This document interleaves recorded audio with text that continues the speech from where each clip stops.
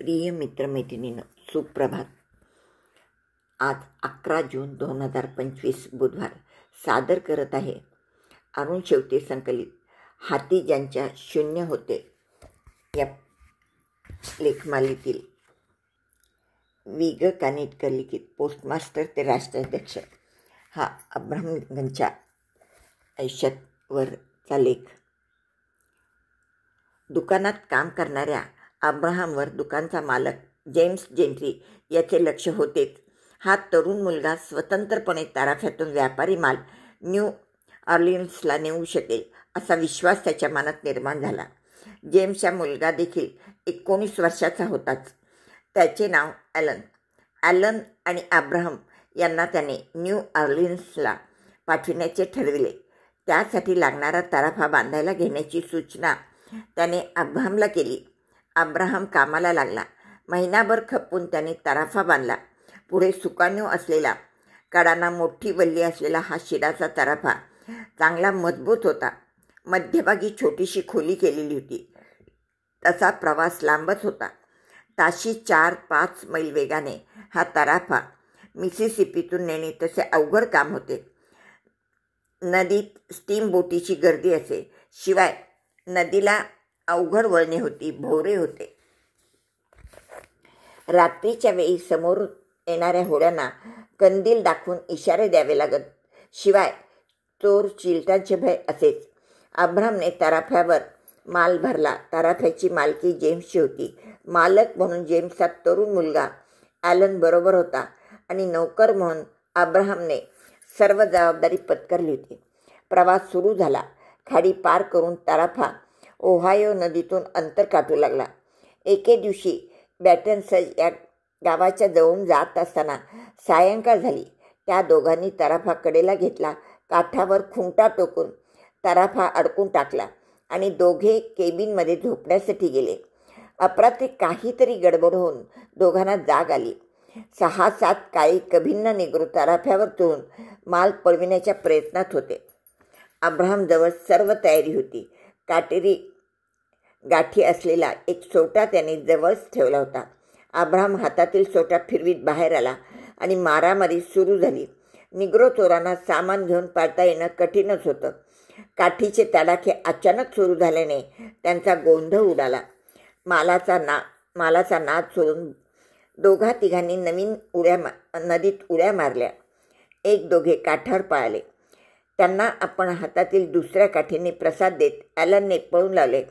परंतु या मारामारीत दोघांनाही लागले. उजव्या डोळ्यावर अब्राहमची जखम भरभरत होती. जखमेवर त्याने आवळून फडके बांधले. या जखमेचा व्रण अब्राहमच्या चेहऱ्यावर पुढे कायमचा राहिला. पुढील प्रवासात आणखीन काहीही संकट सुदैवाने आले नाही. सर्व मालासह तराफा न्यू ऑर्लिन्सला पोहोचला. अब्राहम शहर असे प्रथमच पाहत होता. सुमारे 40,000 लोकवस्तीचे हे शहर चांगलेच गजबजलेले होते.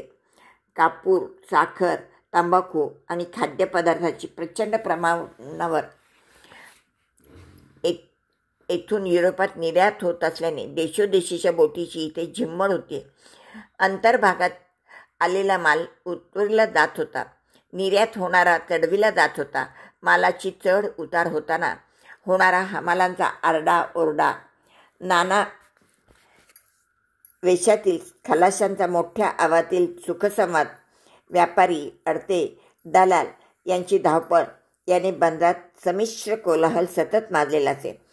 ब्रिटिश चेहरे, फ्रेंच, स्पॅनिश, मेक्सिकन आणि गुलाम नसलेले निग्रो अशा सर्वांचे तिथे एक आंतरराष्ट्रीय संमेलनच भरले होते. ॲलन आणि अब्राहम यांनी आणलेला माल तराफ्या धक्क्याला लागून उतरताच दलालांनी, व्यापाऱ्यांनी गर्दी केली आणि तासातच मालाची विक्री झाली. त्यांनी लगेच परत न फिरता काही दिवस न्यू ऑर्लिन्समध्ये राहण्याचे ठरविले होते. शहरात शेतात साखळदंडाने एकत्र बांधलेले निग्रो गुलामाचे तांडेच्या तांडे अब्राहमच्या नजरेस पडले. हे सर्व गुलाम कापसाच्या शेतावर कापूस वेचण्याच्या आणि पिळण्याच्या कामासाठी मालकाकडे निघाले होते असे त्याला समजले. तराफ्यातील माल चोरण्यासाठी निग्रो आले तेव्हा निग्रोचे एक रूप त्याने पाहिले होते. आता तो दुसरे दर्शन पाहत होता. गोऱ्या माणसांची त्यांच्याबाबतची वागणूक त्याला असह्य होत होती. या निग्रो स्त्री पुरुषांना आफ्रिकेत छापे घालून पकडायचं, जहाजात चढून अमेरिकेच्या बंदरात उतरवायचं, बाजारात नागडं उघडं करून त्यांची शरीरे तपासायची आणि विकत घेणाऱ्यांनी त्यांना साखरदंडाने बांधून शेतावर न्यायचे. हा तिथे चालणारा राजरोस व्यापार होता. ही सर्व कामे करणारी माणसे किती उलट्या काळजाची असावी लागतील याचा अंदाज अब्राहमला येत होता. जनावरापेक्षा जास्त या गुलामाची किंमत नव्हती. उपयुक्त मानवी पशु याच दृष्टीने त्यांच्याकडे सर्वजण पाहत होते. शहर हिंडताना त्याने जी दृश्य पाहिली ती त्याला सर्वस्वी नवीन होती. चकचकीत उंच टाचीशी पादत्राणे घालून आणि बटबटीत रंगाचे झगे अंगात चढून बाजारात रमत गमत चाललेल्या खानदानी स्त्रिया, खूप रुंद रस्त्याच्या दुतर्फा लागलेली दुकाने, दारूचे अड्डे, गिराईके हेरण्यासाठी टपलेल्या उत्तान देहप्रदर्शन करणाऱ्या वेश्या, खलाशी, कोळी, सट्टेबाज, व्यापारी आणि दलाल यांचेच हे शहर दिसत होते. शहरातील चर्चेची इमारत खूपच उत्तुंग होती. त्यांच्या शिखराचा सुळका आकाशात उंच घुसलेला होता. नागरिकांची घरे इंग्लिश फ्रेंच पद्धतीची थाटामाटाची होती. दर्शनी भागात लोखंडाची जाळी असे घरे दोन मजली होती. तशीच काही बैठी होती आणि या पार्श्वभूमीवर बंदराच्या आसपास दारिद्र्यात कसेबसे जीवन कंठणाऱ्या झोपडवासियांची गलिच्छ वस्ती अंगावर पुरव उठावे तशी प्रतिदिनी वाढत होती. ॲलन व अब्राहम यांना हे अगदी नवीन जग होते. दोघे इंडियानात परतले तेव्हा अब्राहमने या सर्व प्रवासात कमवलेले $24 बापाच्या हातावर ठेवले. जेम्स जेंट्री यालाही या उद्योगात भरपूर नफा झाल्याने त्याने अब्राहमला आपल्याच दुकानात राहण्याचा आग्रह केला. त्याची रोजंदारी वाढवली. परंतु जेम्सच्या दुकानात राहून नशीब काढण्याचे अब्राहमच्या दैवात नव्हते. पुन्हा गाव सोडण्याची पाळी लिंकन कुटुंबावर आली.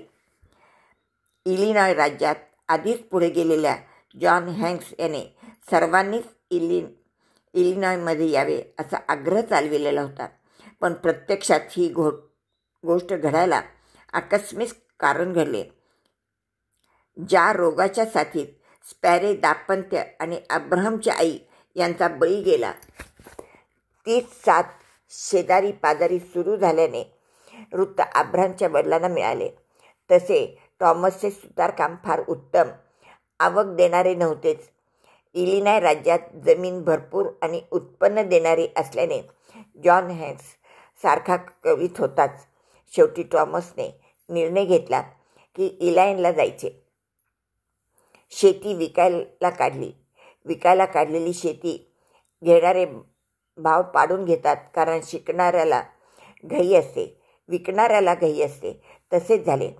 एकरी $2 घेतलेली $160 मोजलेली जमीन त्यावर 14 वर्षे श्रम करून जेव्हा विकायला निघाली तेव्हा किंमत भरली फक्त $1,200. ग्रिगस्बी या व्याही कुटुंबानेच ही सर्व मिळकत विकत घेतली म्हणून इतके तरी पैसे मिळाले. तसेच टॉमसला वाटले. साल होते 1829. प्रिय मित्रमैत्रिणींनो, वाचनाचा जो महत्त्वाचा फायदा आपण एका जागी बसून आसपासचेच नव्हे देशविदेशचे जग प्रगती तशीच अधोगती पाहून आपण काय करू शकतो यावर विचार करू शकतो. आपल्यात आणि इतर ठिकाणी, इतर समाजात, आपल्या आजूबाजूला प्रगती करू शकतो. त्यासाठी मला कायम वाचनाला पर्याय नाही. तुमच्या प्रतिसादाची वाट पाहत आहे. तुमची बाई, तुमची मैत्रीण. आजच्या दिवसासाठी खूप खूप शुभेच्छा. पालवी परिवार व शब्दशिल्प वाचनाला धन्यवाद. वंदे मातरम. रियाज भैयाच्या प्रतिसादाची वाट पाहत आहेत सगळेजणच.